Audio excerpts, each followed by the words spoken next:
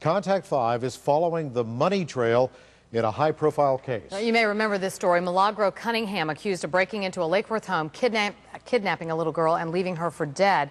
Well, have you ever wondered how much you're spending on rehab for this suspect? Contact 5 Shannon Cade questions whether this was a crime without consequence.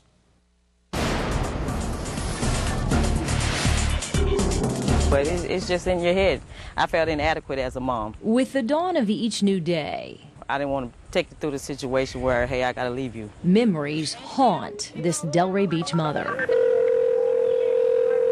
911. What did the guy look like that took her? We're going to start actually a hand grid search of the area for any potential evidence. Michelle Humos relives every single moment. Please just bring me my baby.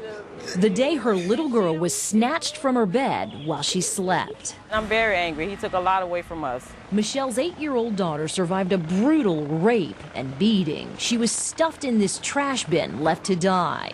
Police found her alive, but barely breathing. It's been over 2 years, but we got a long way to go. We got a very long way to go.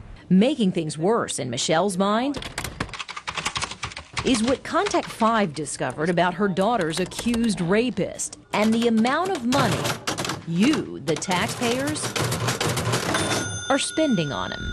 It's just like he's coming to me taking money out of my pocket, out of our pockets, out of our mouths. And I just think it's ridiculous. Every day he's offending us. He is Milagro Cunningham, arrested at age 17, charged with these crimes. But Cunningham isn't a U.S. citizen. He's a Bahamian national, an undocumented immigrant. He's been in and out of the juvenile justice system several times, but his immigration status was never checked.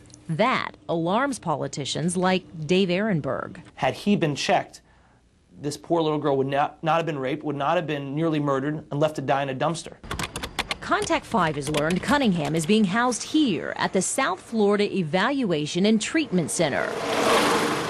Inside, he's getting mental rehabilitation so that someday he may be able to stand trial for his alleged crimes. We wanted to know how much that rehab is costing you. So we filed public records requests and pulled court documents. Crunching the numbers, we found Florida taxpayers paid over $6,500 for Cunningham's psychological evaluation and 2 counseling sessions. Meanwhile, you're also paying for his daily living allowance, almost $365 a day. I make that a week. That's my paycheck. We spend that a month for groceries. That's what we can spend a month, and they're paying for this a day.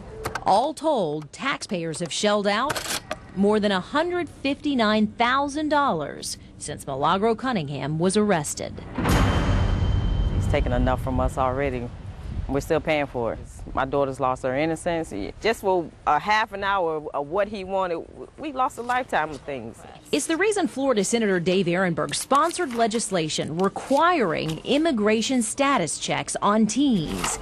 He says Cunningham's case is his motivation. This 17-year-old had been in and out of the criminal justice system and had a visa that had long expired.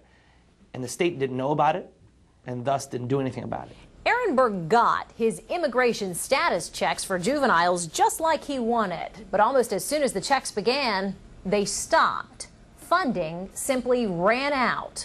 Lawmakers said they only allocated enough money to do them for 1 year. House Speaker Marco Rubio's aide told Channel 5 there is a new secretary at the Department of Juvenile Justice, and the House Committee on Juvenile Justice, out of respect for that new secretary, did not want to impose any new direction on the agency until he gets to know the job. So Contact 5 traveled to Tallahassee to meet with the new DJJ head, Walter McNeil. House leadership told me that they did not allow the funding to go through this time because they wanted to give you the proper amount of time to come into your new position, take over this agency, and determine whether the ICE screenings were necessary. Well, I haven't heard that the House is waiting on my voice. That's the first time I've heard that said.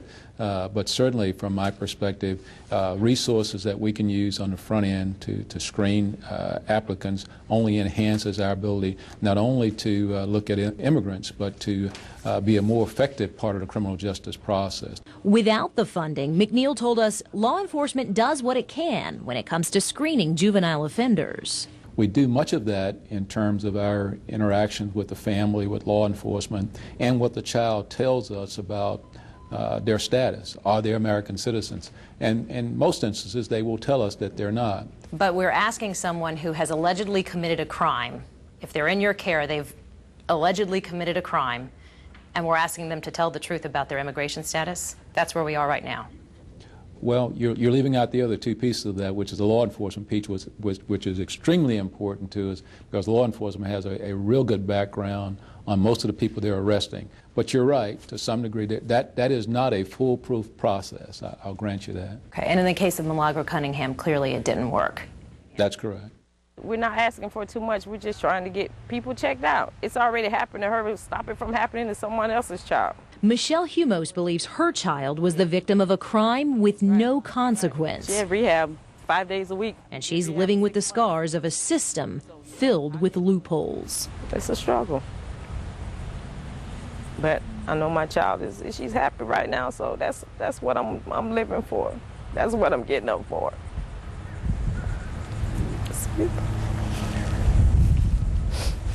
Michelle's daughter was getting state funding for rehab, but that money has run out. She can now only afford counseling for her daughter 1 time a month.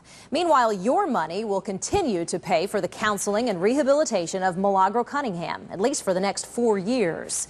At that time, if Cunningham is still considered mentally incompetent to stand trial, the charges against him will be dropped, and you will likely be paying for his rehab for the rest of his life.